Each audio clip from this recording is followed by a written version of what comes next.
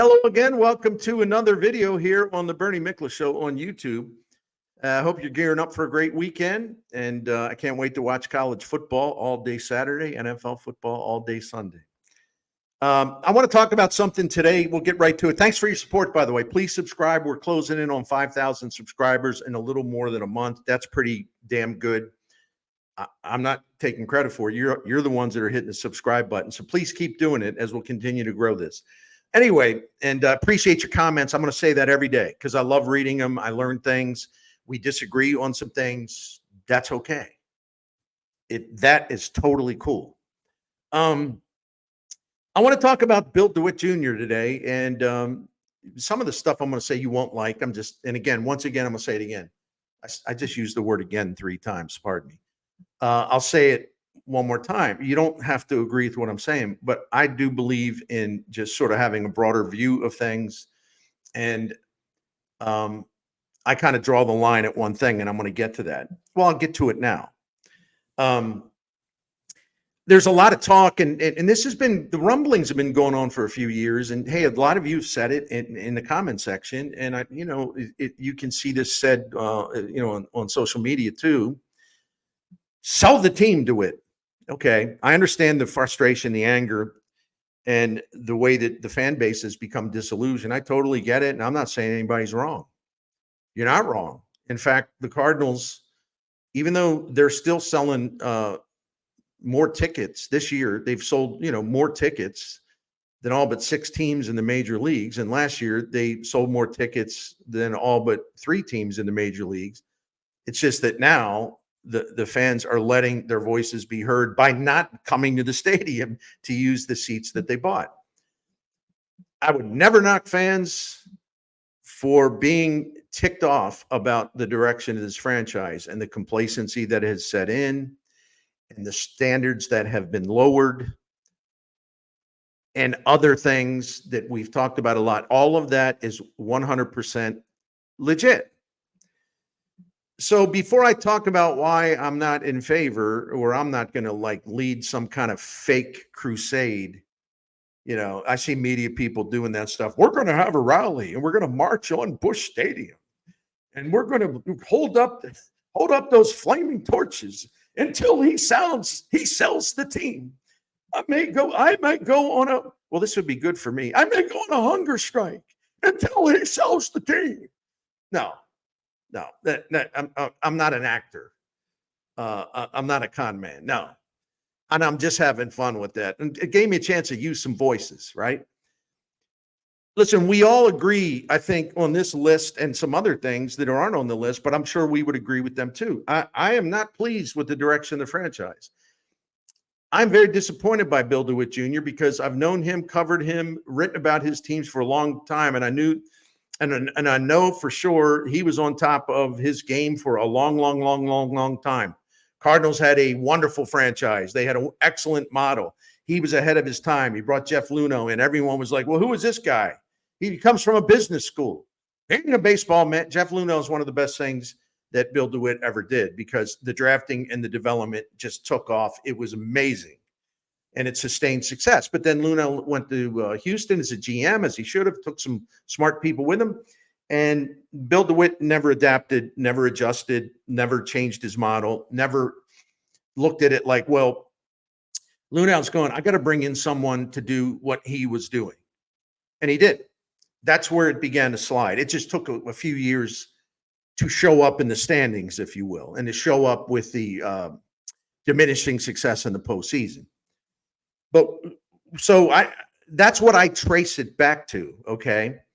Not adapting and not bringing in someone else to do something very similar to what Jeff Luhnow did. And these guys are out there in abundance. They still are. It would have been easy for him to do that. He did not do that. He stayed with John Mozeliak at the time because the Cardinals were going great. And Mo knows what he's doing. And listen, I think Mo had a great run there for a while. And yeah, you can do your thing about, well, he did it with Jocketty's players and he didn't do anything. Actually he did. But that was only for a limited time. Yeah, I did a thing, looking into 2000. I had somebody telling me, well, look at that 2011's team. He had nothing to do with that. Yeah, except that three of the starting pitchers and about two or three bullpen guys and half the starting lineup and the first couple guys off the bench, they were all brought in during Mosaic's time as the general manager slash baseball president of baseball operations. So that's one thing I don't do. I don't revise history. I'm as down on Mo as you all are. But people take the stuff to extreme. You can say what you want about his job performance now. It's been awful for a while. We know that. But, people want to go back and alter history as if he never did anything. Well, listen, if that makes you feel better, do it. But I'm not obliged to agree because, I take the time to go back and retrace transactions and, all right, who were on these postseason rosters, who won that World Series. Let's not do the thing where we act like nothing good ever happened with him running the baseball operation. But he's lost his way, just as Bill DeWitt Jr. has lost his way, and something's got to change. Bill DeWitt Jr. has allowed a great thing to decline. One of the proudest sports franchises, the most accomplished sports franchises. You can make a case that for a while the Cardinals were as good as any team in sports. He allowed that to decline. He waited too long to recognize the need to change. He stayed too long with an outdated model. He never replaced the brain power that Jeff Luhnow brought in here, the guy that he hired. He was so innovative back then. The same Bill DeWitt Jr. that aggressively fired Walt Jocketty 1 year after they won the 2006 World Series because Jocketty was feuding with Jeff Luhnow and he wouldn't let it go. And Walt's a friend of mine, but yeah, that's what happened. But DeWitt's like, no, we got to unify the organization. I got to make a change because Walt just can't accept the way it is. He boldly fired Walt Jocketty. I'll never forget it. I broke the story. And it was just kind of like, what? But the Luhnow Jocketty division was very, very, very, very deep. And it was splitting the organization in two. And one of the best things that Mosaic ever did was he unified the baseball operation. He got everyone together and they needed to heal that. And he did a good job with that. And yeah, I'll stay with that. Ain't a damn thing anybody can say, tell me, no, you're wrong. Prove it. He healed that operation in the baseball department when he really needed to do it. Anyway, enough with that. So the same guy that abruptly and very quickly fired Walt Jocketty, who was extremely successful, right, has let this thing rot. And the rot continues to set in and set in and set in. And he hasn't had the urgency with John Mozeliak, obviously, that he had with Walt Jocketty. The Cardinals have become a predictable, tired, complacent, kind of arrogant, definitely stubborn baseball operation and overall team. I'm not talking about the non-baseball people. They just assume we're the Cardinals. We're great. We know what we're doing. We're going to continue to win. And, oh, by the way, it only going to take about 86 wins to make the playoffs. That strong desire to win lapsed. That's inexcusable. The calibrating Cardinals is now, the last few years, like, well, what is it going to take us to make the playoffs? And once we get in, anything can happen. That's not a strategy, okay? It's not a strategy. You try to put the best team together that you can. And let me repeat this again. I don't need him or John Mozeliak to spend stupid money on bad players or mediocre players or overrated players. I don't need them to prove anything to me by throwing money around haphazardly and stupidly. I need them to get back to where they were, the Cardinals franchise, as being smarter than the rest or just about all the rest, having a really effective, efficient payroll, having a terrific, thriving, booming draft and player development system. That's what I want. I don't care if he's spending $10 million or $15 million less than somebody else because I don't spend the money well. So what does it matter? They've lost their way in the draft and development that used to be the lifeblood of this franchise under Bill DeWitt, and that is inexcusable, and it's hurt them. Just a side note, it's bouncing back. I saw MLB.com, the MLB pipeline, and they're good. They have a great staff. They're good. they did a thing ranking the organizations as of like right now in terms of who's got the best starting pitching in development in the minor leagues. And the Cardinals came in third. I was like, well, I can see that. Yeah, they have made some progress there. It's about dang time, right?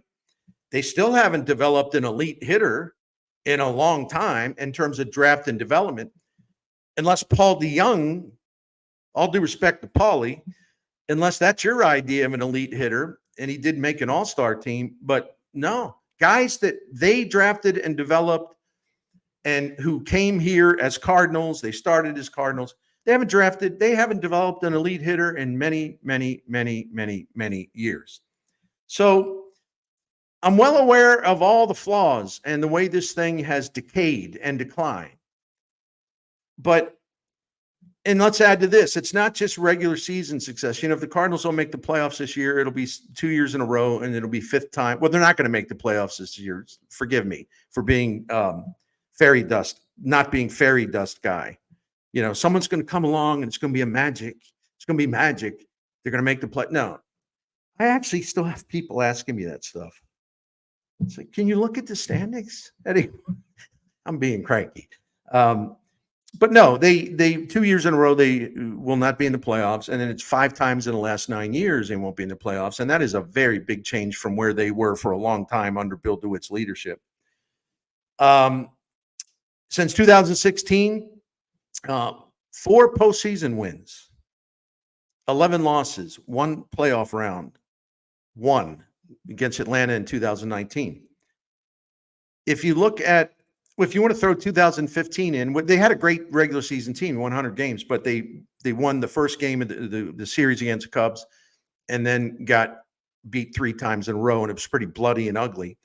So if you want to throw just postseason wise, if you want to throw 2015 in there, so the Cardinals, however you want to, cut it, 5-14 in the postseason since 2015, 4-11 since 2016. It's not good enough. It's beneath them. And this could have been avoided, prevented, and they just let it slide. Awful. Okay. But here's why I say I'm not going to join people saying sell the team, because first of all, it's not going to matter in terms of my standpoint, because Bill DeWitt's going to do what he wants to do. He loves having the team. He is 83. Maybe there'll be a point in time that he will decide I've had enough. But I also think he wants to keep it in the family. He could change his mind with that.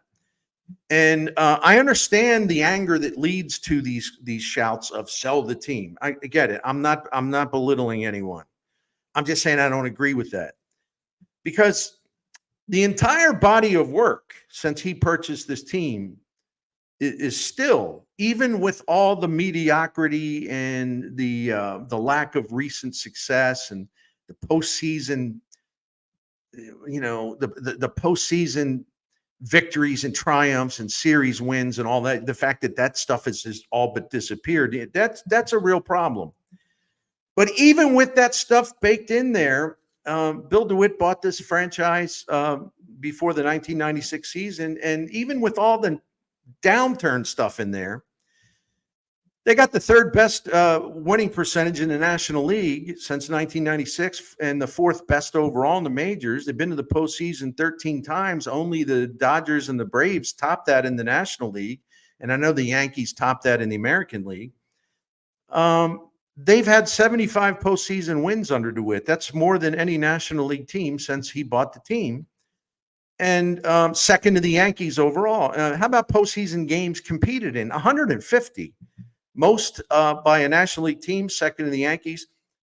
What about postseason wins? Already mentioned that. 75 wins, more than any team in baseball except the Yankees since 1996. And the other thing that I want to attach to that, with DeWitt as the owner, the Cardinals have had 71 home postseason games.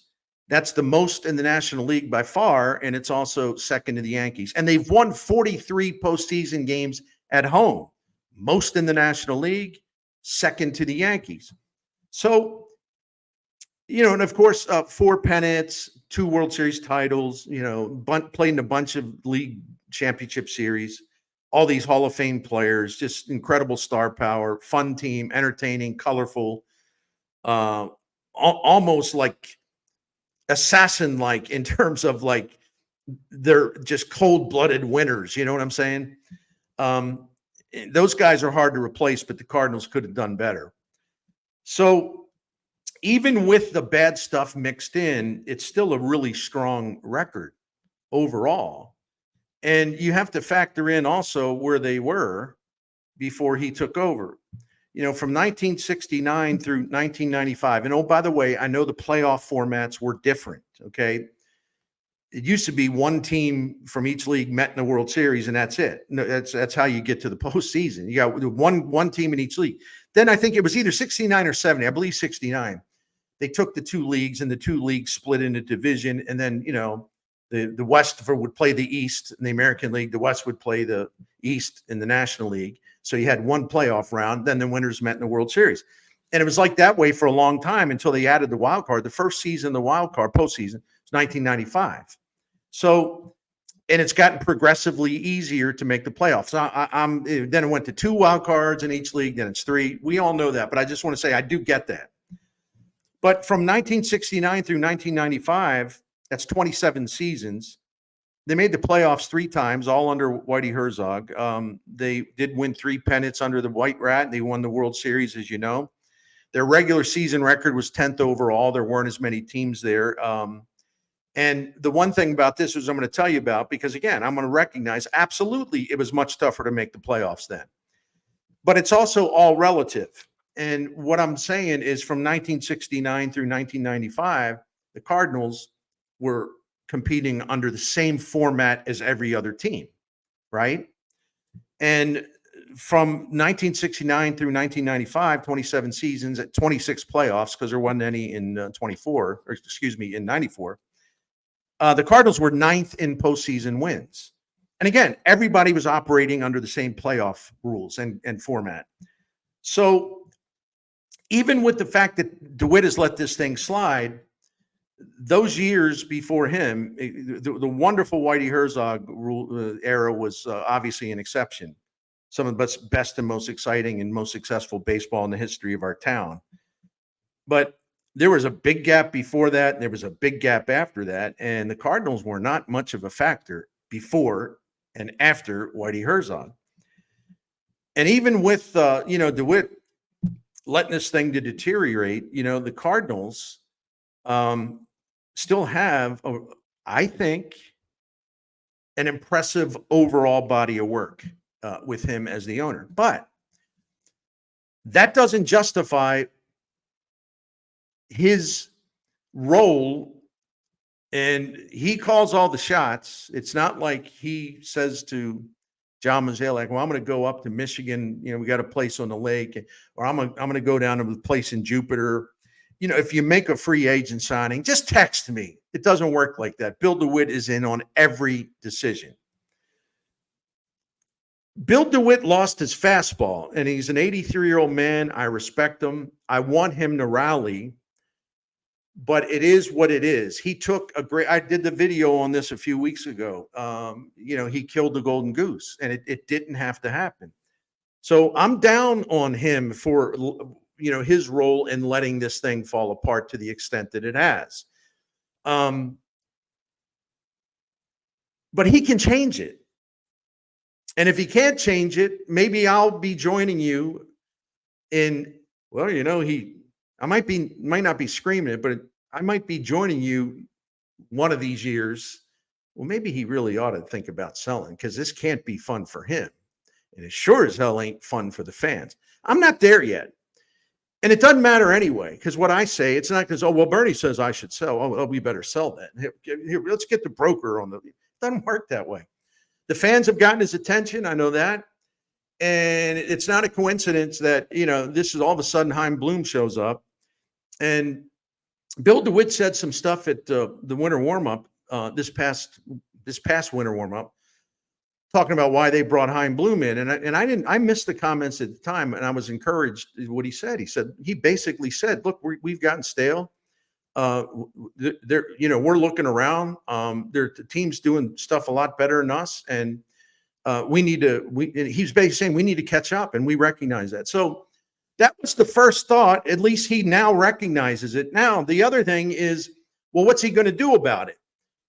And if Bill DeWitt was sitting in my home right now, or I would patch him in on a speakerphone, I would tell him, because I kind of have told him in terms of like text message exchanges, it's like, listen, you pulled this franchise out of a bad place and you built a winning machine for the longest period of times, but you let it slip. And this is a time for drastic action. This is a time for a major overhaul. You can't tiptoe around it. You can't tweak it. And if Bill DeWitt thinks he's going to get the fan base back by keeping John Mozeliak around as the director or the president of baseball operations in 2025, and then Mo will, gracefully retire, whatever. If he thinks that is going to sit with fans and like, oh, well, Bill, oh, that's okay, Bill. Yeah, damn. Oh, that's all right. No, it ain't going to work. So to find out if he really gets it or not when he makes the decision whether to move Heimblum in the big chair now or to wait a year for reasons that make absolutely no sense. The Cardinals, however, have recognized to this point the need to change. It's one of the reasons why they're going to have a new player development director, a new head of the minor leagues. There will be more changes. There's got to be a lot of changes, and they have to be substantial changes. Because Cardinals fans aren't stupid, and they're not going to fall for, a game of 3-card Monty. Well, I moved it over here, move that over here. Look, that's over there. They're not going to fall for it. They're not going to fall for window dressing. They're not going to fall for, marketing pitches or something that tries to distract you from the reality that John Mozeliak is still in charge. And I hope he realizes the effect that it's going to have on business, because they have a lot of work to do. It's going to take a while to get this thing back up to speed because they let it fall so far behind. And it never should have happened. And it only makes what they have to do. It only makes that job much, much, much, much more difficult because the hole is deeper now. The deficit is deeper now. The gap between them and the smarter teams is getting wider and wider and wider. So that makes it tough to say, well, we're going to win again in 2025. Not with what you have now. And if you're, worried about this TV contract, then once again, never hear the St. Louis Blues whine about this. And they got the same damn TV contract with the Bally Sports Midwest, the Diamond Sports people. People are not going to, they're even with Heimblum in the background, and you can try to push him. If I'm talking about 2025, you can try to push him as like, well, he's got a major say in all that. Well, no. People don't, no, not good enough. People are not going to believe you're really serious as long as you have Mozeliak running things, and if Mozeliak keeps Ali Marmol in the dugout. And I'm not going to get into an Ali Marmol debate. I've said, the other thing, because I get people ripping me for that, whatever. It was like I defended him because, first of all, the roster that he has, good luck to any manager for trying to win and win big with this group the last couple years. This is a front office failure more than a managerial failure. And I'll defend Ali Marmol on certain things because I try to be fair. I don't pile on just to pile on. I don't need to prove, I'm a tough guy. Let me show you. I don't do that. If Ali Marmol's doing some things really well, I'll say I think he's doing those things really well. When he doesn't, I blast him, and I've blasted him a lot. And we've talked about some of that stuff. And I've also said the Cardinals can do better. And never in these videos or anything I've written at Scoops Network, you have never heard me say, or you've never seen me write the words, they must bring Ali Marmol back in 2025. No, I've never took that stand. If it's in terms of getting the fans' confidence restored, at least partially, as long as Mozeliak's in charge and Marmol is in the dugout, Marmol is wearing the taint of John Mozeliak, and people will hate the manager because they tie, and I get it, they tie Mozeliak and Marmol together. And so you're not going to be able to finesse your way into making fans feel, oh, okay, they get it now. Wow, this was a big substantial change. Boy, they cleared a lot of this out. No. anything less than that, the fans are not going to have confidence, and they're not going to have faith, and they will not view you the same. They want to see real change, substantial, dramatic, meaningful change. And that means not coming back with the same crew, period. It's really that simple. Then you got to make some decisions, and you got to have somebody else running things.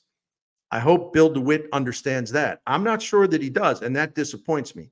I'm not ready to say sell the team, because I saw Bill DeWitt pull this thing up when it was down for a long time through 1995. And I saw what he did. And if he's got pride, and if he has been disappointed by this, and he knows that he is ultimately responsible for what has happened, I got to believe somewhere there's enough pride and determination to kick in that he will do what needs to be done and truly get this franchise on a different course, a new course, a new path, new leadership, new ideas, getting everything up to speed. But I'm not going to scream, sell the team. First of all, you don't know who he'd sell to. Don't assume the next guy or next group's going to be better. It's always kind of a risky business thing there. I remember, growing up in Baltimore as a Colts fan, all my Polish uncles and great uncles and cousins and my father, my grandfather, they got tired of Carroll Rosenblum when he owned the Colts. And it's his ancient history. Nobody cares, but I'm giving you an example, personal example. He says, I wish he'd sell this team. They've had good teams. They don't win any championships, and it's been a long time. And he keeps making us buy preseason tickets, or we can't have season tickets. And my family was original Baltimore Colts season ticket holders. They had a ticket drive. NFL said, you'll get a team if you can sell 10,000 season tickets. And my big sprawling Polish family, bought about 50 season tickets and sat in the same rows the whole time the team was there. But all my uncles and cousins and everybody, I wish Rosenblum would get out of here. Well, he sold it to Bob Irsay, and you don't need me to do that. The history there, the whole thing went to hell, and then he moved the team out of Baltimore. You never know what you're going to get. And I remember when Irsay took over, everybody's like, "Oh man, he's just like us," because he'd go up in the stands, have a beer with fans, and yeah, he's just a regular guy. No, you never know what you're going to get. So my wish is that Bill DeWitt gets that second wave of urgency and fixes this. And if he doesn't fix it, then it's only going to get worse, and he will be the only person to blame. So a little bit here, I'm hoping for the best. Do I trust it? No. Hell no. Do I think he's going to be as aggressive as we all want? No. I can't. I have to see it. I'm not going to say, well, he'll know what to do. No. We have to see it. And there's a way to prove it. Anyway, that's my perspective. I hope you all know where I'm coming from. It isn't to defend Bill Witt. It's to point out everything he's done wrong, but also to note that this thing was great for a long time. And he has the power, because it's his club. He has the power to change it and kind of repeat history. I would hope that makes him highly, highly, highly motivated. We'll find out, won't we? Thank you all very much. We'll be back soon with another Bernie Show. Take care.